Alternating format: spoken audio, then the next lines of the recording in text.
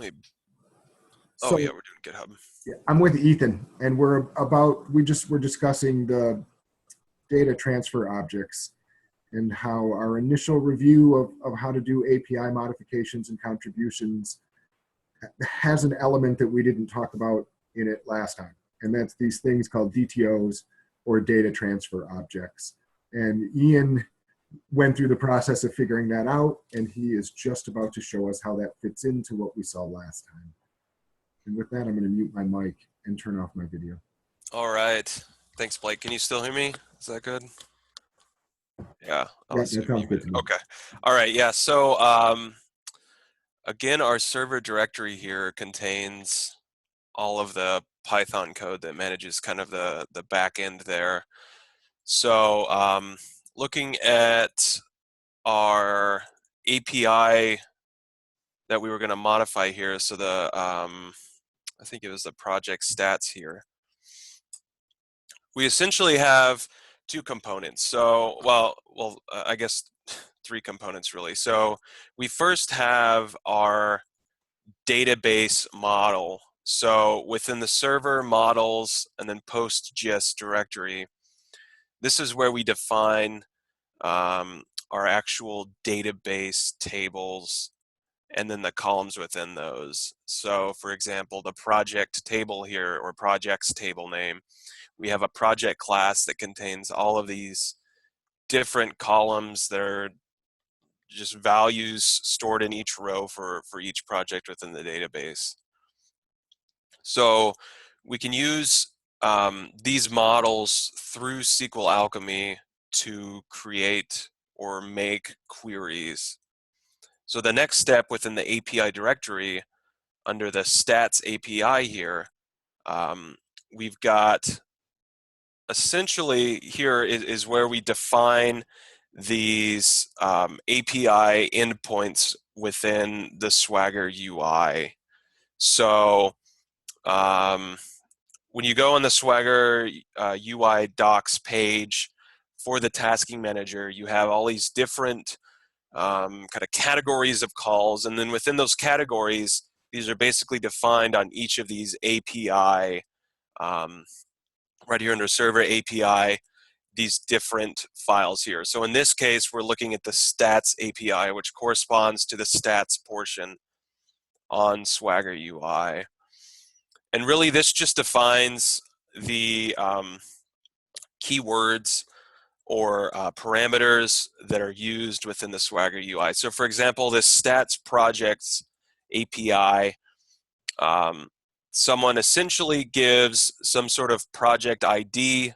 The header is encoded already within the Swagger UI.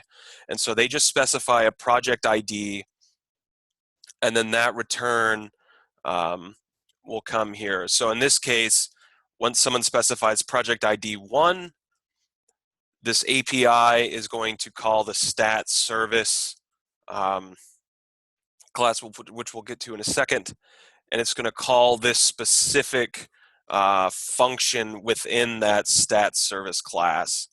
And so the service you can think of is basically the mechanism of connecting to the database and then piping that information into the JSON file that this API model then serves.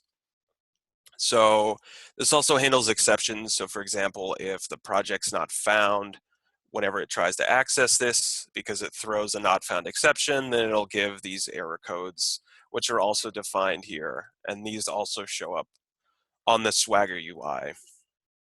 So this is, we kind of saw the very beginning, just of how the database is defined, and then we've seen kind of the endpoint. So this is directly what the Swagger UI calls. So the next step is to look at these services. And so the naming scheme here is pretty similar. So when we're looking at the stats API, those functions are within the stats service file, just so we can make sure that all the functions are in the same place. So in this case now, we can scroll down here. Yeah, so this is the one we're on, get project stats. So what our services does is interface between the database, which is defined by those SQL Alchemy classes, and then eventually a data object that will serve to the API. So our services files define our database queries that will prepare the data to be served. So in this case right now, for the project stats, we're just pulling out information from the project table, which again we can use that SQL Alchemy class that's defined to query those columns within the database.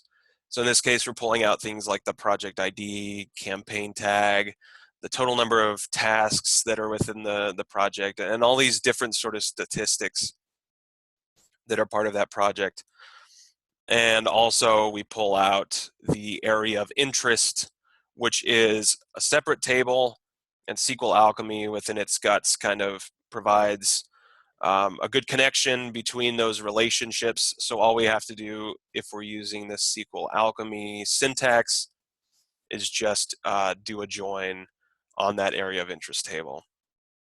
But anyway, so this function has some sort of database call, and it provides data. So in this case, we have this project variable that now has all of this project stat information for the specified project ID. And then that project class within SQL Alchemy also has a function that provides just some more information. So what this does is it actually populates, I believe, like the description, the name, all that sort of stuff. And it does that based upon the locale of the Swagger UI requestor. So you can consider the case where maybe someone who speaks French is interested in pulling this information. If there's a French translation of things like the project name, project description, and so on, this function will query the database for that and provide that information localized. And then we just have another variable with that localized output. And so then this function returns the stats variable. So the final step here to get to the API output is we have these DTOs that are defined, I believe under the models. Yeah, so these DTOs, again, similarly named to the API, I don't know, you can call them categories. Um, and so in this case, it looks like we don't have any specific DTOs that are called for that one. Let's look at might be under project. So we were doing project. Okay, yeah. So this DTO for the project summary, this is actually into the projects DTO instead of the stats DTO. But what this DTO does now is it'll take the data that we got from that database query, and it will format it into a data object that can be serialized into a JSON file, because the end result of that database query within Swagger UI is a JSON, which people can then parse and play with or do whatever they want. So this model just defines the data types of each of those different variables or stats or whatever within the API call. So for example, the value of the percent of tasks that have been mapped, that's going to be defined as an integer. The created time, so whenever someone created the project, that'll be defined as a date, time, and so on. So these DTOs basically just almost redefine what the data is within the database, but they define that in the context of the JSON file that's going to be output. And so let's see, tasking. We can go here to the API and hopefully see that. So again, looking under stats here, we are under the project ID.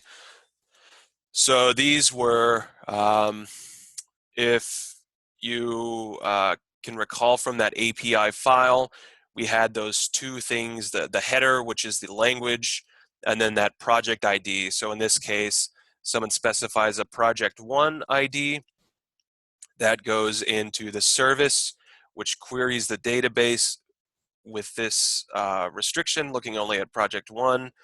It pulls out all that information. That information is then localized by the database class within the models file. And then that's fed into the DTO model, which formats it into this JSON, which is the ultimate output of the API call. So in this case, we can see the percent mapped, again, is defined as an integer. The created is defined as a date time, and so on. And that's kind of the pipeline from database to the UI output, as I understand it. Okay, well, that was super helpful. Thanks very much, Ethan. Yeah, I see where the DTO part fits in. Where was that referenced? Can you show me where that was referenced in the? Yeah, sure. Where was that referenced? Where was that DTO object referenced? Just out of curiosity. Yeah, so I believe it was in the API file here.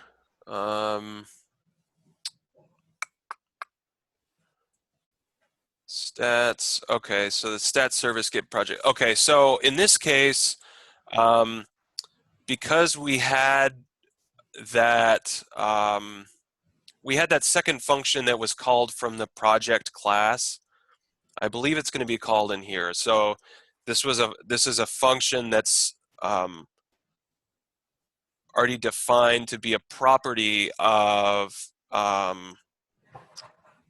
the database class, the database model here. And so it looks like get project summary. I think that's what. Yeah. So in this case, this project summary here, this is defined within the model class for the project. So if I scroll up here to the top, they should be importing here from server models, DTOs, project DTO. They import that project summary DTO that we saw, and that formats the JSON. And so now when you go down to this function that gets the project summary, this is what I was talking about that localized it. And then this also populates the JSON file itself. And so this is where that DTO object is initialized and then populated. So this one is maybe not as straightforward from the API to the service to the DTO to the output because the DTO part is defined within this helper function as part of the model. And But you don't. essentially, that intermediate step is then achieved within the project table model as opposed to a separate file. Does that make sense? Maybe. It's right on the edge of making sense. Okay. Probably the second time I watch it, it will make sense. Yeah. Let me see if I can maybe find a more straightforward. And look here just real quick.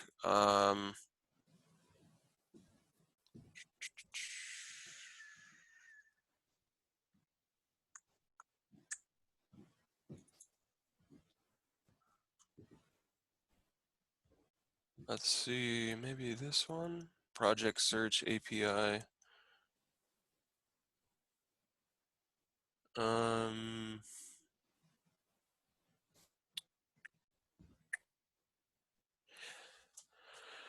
Yeah, I don't know. I might. Well, I mean, it could be the case that none of them are as clean cut, but on a holistic or kind of a large scale, that's what happens. It's just not necessarily segmented into the files as clearly. Okay. Yeah. All right. Well, I can. I mean, I think I can sort through this. At least I know all that where the DTOs live and are defined in their relationship. They're in the models folder because they're essentially part of the model. Right. Yeah. They're I guess the JSON abstraction or definition of the same data within the database. So if something's an integer in the database, then you want to define it in the DTO also as an integer. So that way those things are one-to-one, apples to apples. Okay. Yeah, I think this helps a lot. I think this is great. I'm going to wrap it up here. Thanks very much for your time, Ethan. I really appreciate it. Mm-hmm. And we'll probably do something like this again too. So thanks very much.